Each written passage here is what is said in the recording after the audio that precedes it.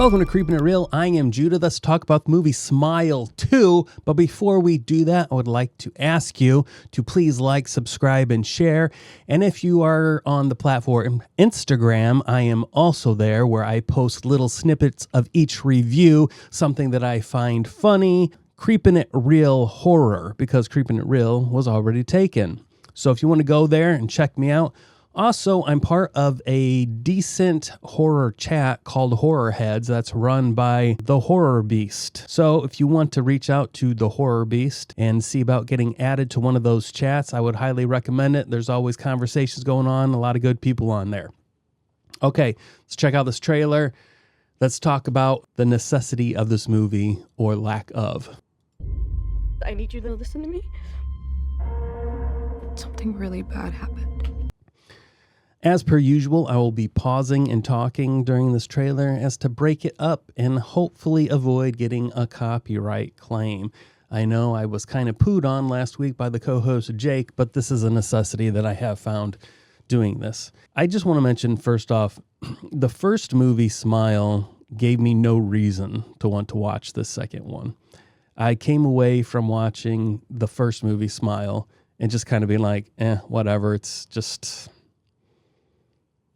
a horror movie, just your run-of-the-mill horror movie that I can watch one time, forget, and never revisit. I would not encourage anybody to watch it. It was just something to waste time and to fill the void inside of me with a horror movie. So I had no intention of watching the second one. When I saw the trailer, the movie comes out, and I start hearing all this high praise. People, like I'm in my office and somebody's watching TV in the next room, but they have this TV turned up so loud, and I can hear them on whoever news they're watching. They're talking about the scariest movie that has come out in ages, and I was like, oh God, whatever. So I get up out of my room and I go in there, and I'm like, what movie are they talking about? Scary? I'm like, I watch these horror movies, and I can't say that anything is scary.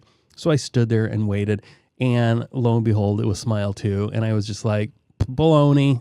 I turned around and I just shut the door and walked out, and then popped back in and said, oh, can you turn that TV down, by the way? Anyway, so literally, I'm just like, this is garbage. People are saying the scariest movie ever. And then people online are like, oh, it's so fantastic. And I would just chat in the chat. I'd be like, you know what? The first one didn't do it for me, so I don't think I'm going to give this a try. And they're like, no, the second one is so much better. You need to check it out. So here we are, checking it out. You remember Louis Fergoli? From high school? I went to his apartment. But when I showed up... I know this seems absurd, but I actually like this over here. He has these squirt guns framed. I kind of dig that. It seems a little weird, but at the same time, I like it. Louis?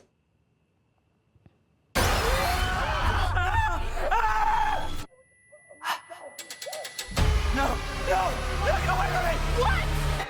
He was smiling at me.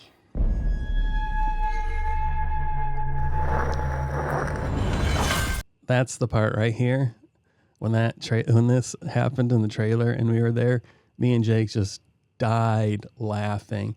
And it was more so the sound. It just, all I could think of was like a frying pan. It just made us both laugh so much. In hindsight, it's not really that funny, but... Ladies and gentlemen, Skye Riley, you are in the middle of... This, I read about how they wanted to try to make people feel like this was something that could really happen, like this was a real story. That's why they got the whole Drew Barrymore thing going on. But for me, it was just really, kind of like gross. Let's just get past this, please. A big world tour. You okay?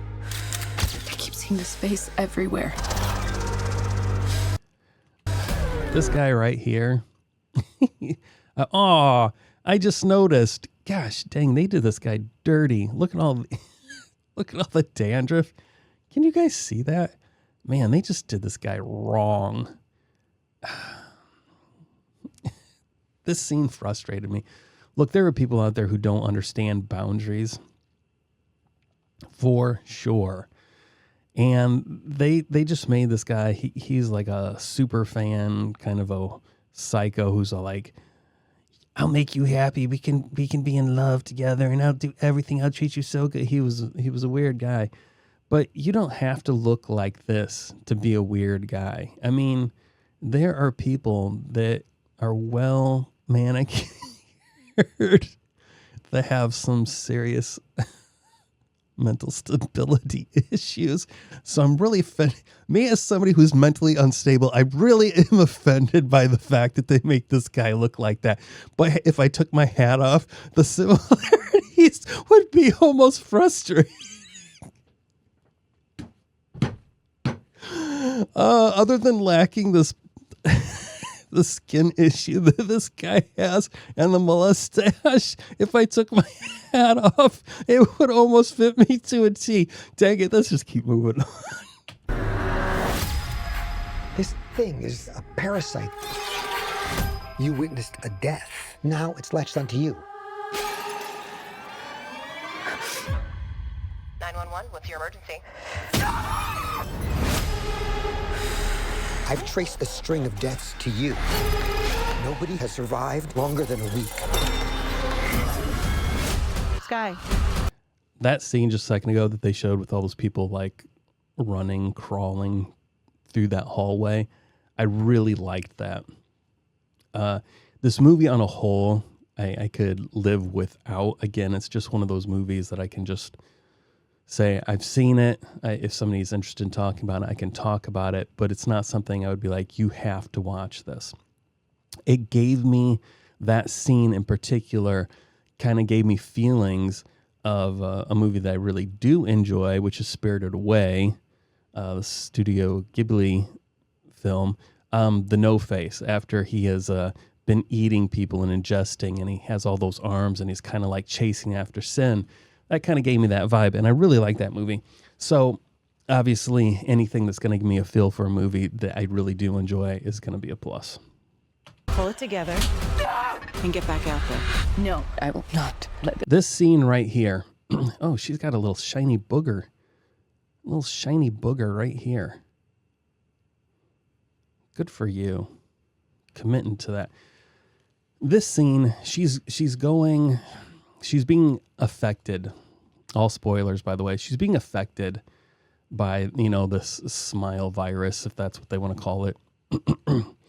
And things aren't going correctly in her brain. Reality is really effed up. But in this moment, she is speaking in a very vulnerable way. And it frustrated me because these thoughts and these realizations that were all scripted, she's speaking to this crowd, and they're basically looking at her like she's crazy and why is she talking about these things. That frustrated me because the things that she was saying, despite maybe not being the appropriate time to bring them up, were very introspective. She was saying deep, meaningful things for her that she thought would be impactful for other people to help them avoid pitfalls in their life. And the fact that it was kind of offset, she's just going crazy, it kind of frustrated me, simply because I feel, even if you're not in her situation, even if you are not a mega pop star, the things that she was saying about finding things that you think are going to give you fulfillment and then realizing that they don't. Thinking that doing this or that is going to take care of it, and then you realize it didn't, and there's still been an issue, and the issue has always been you. These are things that most of us need, and I think all of us actually do face at some point, and some of us are lucky enough to realize it super early in our lives. And that's fantastic. But a lot of us, we have to run our heads into those walls of failure or self-sabotage so many times before we can realize what we are doing. And some of us never come to that or refuse to recognize those kind of things. So again, I was just a little frustrated that I felt that she was saying, and some of those things that I just said, if you've seen this movie, you're like, wait, she didn't say any of that. I get that. It could have been just me projecting into this moment, but I felt that she had some good things to say, and I was frustrated by the fact that it was covered up by the crowd acting like she was crazy. This thing. Use me. How do we stop it? We need to kill you first. What?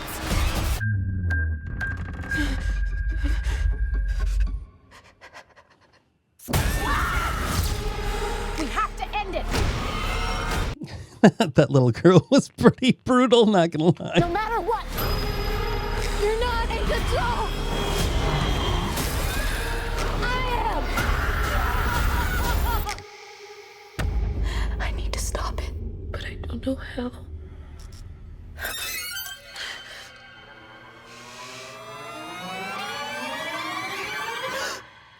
Okay. They're about to show a portion of the movie. This movie in general, I did not find totally scary. I will say that there was a lot of stuff that she was experienced that for me, I felt visually represented for me. Now, generally my baseline is depression, but there was a time when things were like really bad. And I remember calling my dad and telling him that I thought I was going crazy just because I was examining my life, looking at things, and I was like, I think I'm insane. I literally think that I am insane and I don't know how to judge anything properly. So the visual representations here, I felt, for me, showed the way I felt inside at that darkest point in my life. And I really resonated with that. But it's difficult to present that to potentially you, the viewer, if you've never experienced that yourself. And again, this is supposed to be, some kind of like virus. But for me, it just really clicked. I felt a connection. I'm like, oh my gosh, I have experienced that. I never visually saw anything. I never was thinking that there were things in the distance or people in my room. But mentally, the insanity that was going on with me mentally and spiritually during that time very much feels like the way they presented this. Now, I got off track a little bit. Nothing in this movie was scary to me. But the creepiest moment this trailer is about to show, I really enjoyed it. And I know some of you would be like, why? That's so lame. And I get that. I get that. And I can understand that. But for some reason, I just really liked the idea of this evil showing itself, but at the same time, hiding, playing a game. I really liked the creepiness of this.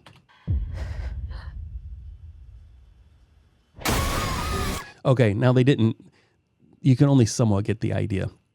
So she's looking in the mirror, and right behind her is this character. Well, in the movie, she's moving her head. She tries to move her head so she can get a look at it, but every time she moves her head, it stays directly behind her. So she can never get a look at its face. And to me, that seemed creepy. It seemed very deviant, and I enjoyed that.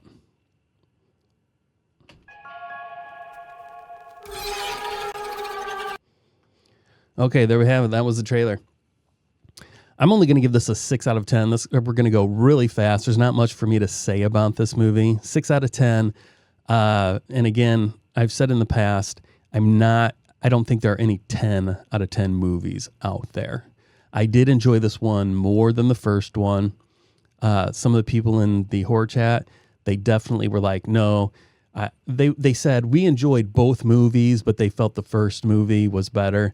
And the first movie did make much more money than the second one. But for me, I enjoyed the second one more. There was there were things that connected with me more. Like I said, what I felt was the visible representation of what I was feeling internally during my darkest moments of depression. I enjoyed that, or I related to it. Also, there was a 15 to 17 year period where I was promoting concerts, and they were generally local to regional, but I did several times a year dip my toes into national bands that were bigger tours. And we're not talking the levels of Lady Gaga or Britney Spears or anything like that. Smaller than that, but definitely people who had music playing on the radio. So I have this behind the scenes understanding of some of the stuff that goes on. And this character being a pop star, it kind of, I enjoyed it. It made me, in a way, some parts of me long for those days again. But at the same time, gosh, it's so difficult. The risk versus reward got way out of balance. So what I mean is, as a promoter, you have to front all the money. The bands don't just come for free. There's a lot of people out there that think, oh, bands just come for free and they just take the ticket money. No, I'm sorry to have to explain this to you, but the promoter pays them up front. They give them a guarantee.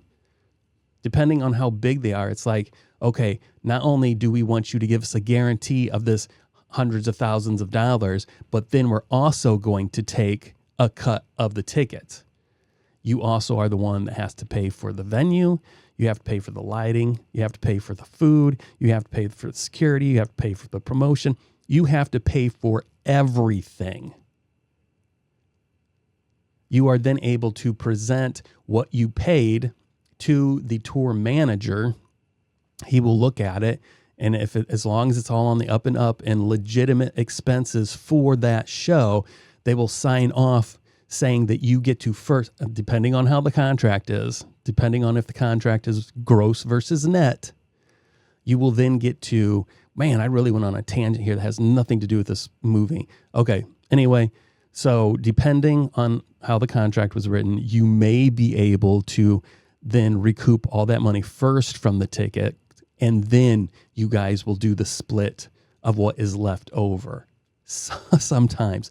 A lot of times it doesn't work that way. It's just kind of like, nope, all you get is your 10%. Literally, I am not joking here. You have to give them a guarantee, plus they take 90% of the ticket sales, and you have to pay for everything from that, only that 10% that you are given at the end. And then after everything has been paid off, then you get what's left over. Oh my gosh, it was brutal. Sorry. So there's a lot of it that makes me go, oh, I never went back into that because the risk is not worth the reward. But it was fun being able to be behind the scenes. And so kind of seeing some of the behind the scenes, it kind of stirred up some of the fun moments of that for me. So I enjoyed that a little bit. And again, the general viewing audience is not going to be able to get that because most of you have never been concert promoters. So that gave me a little bit of a bump in the enjoyment, which none of you are going to get. Overall, am I going to recommend this to somebody? No. If somebody says to me, oh, I'm interested in seeing that, I 100% am not going to go, oh, that's garbage. Do not watch that. I'm going to be like, oh yeah, go ahead, go for it. I mean, it was entertaining for what it was. It's not anywhere close to me being like, I need to rewatch this. But it was entertaining. It was filmed well. The lighting was great. I thought the lead actress did a good job. So for the most part, you know, I wasn't going to spend money to rent this. And I know this is going to sound really silly to some of you, but there was no way I was going to spend $5 to get a VOD. So I stopped at my local library and picked it up for free and watched it. And it's totally worth that. Oh, heck yeah. Totally worth that. Watching this with a friend is not going to make it more entertaining, I don't think, because it's not super goofy. It takes itself serious. And I, for the most part, I think it does a good job. I don't have anything else to say about this. Those people out there who hyped it up as being fantastic, a little too much hype there. And those who want to just dog crap on it. I think a little too much hate there at the same time. This was a solid mid-range horror movie. Nothing so horrible that you laugh and want to watch it again just because it's so bad. It's just a decent mid-level horror movie. If I made this movie myself, I would be super proud and I would want everybody to watch it. So there you go. I'm Judah. Thanks for watching. This has been Creepin' and Real.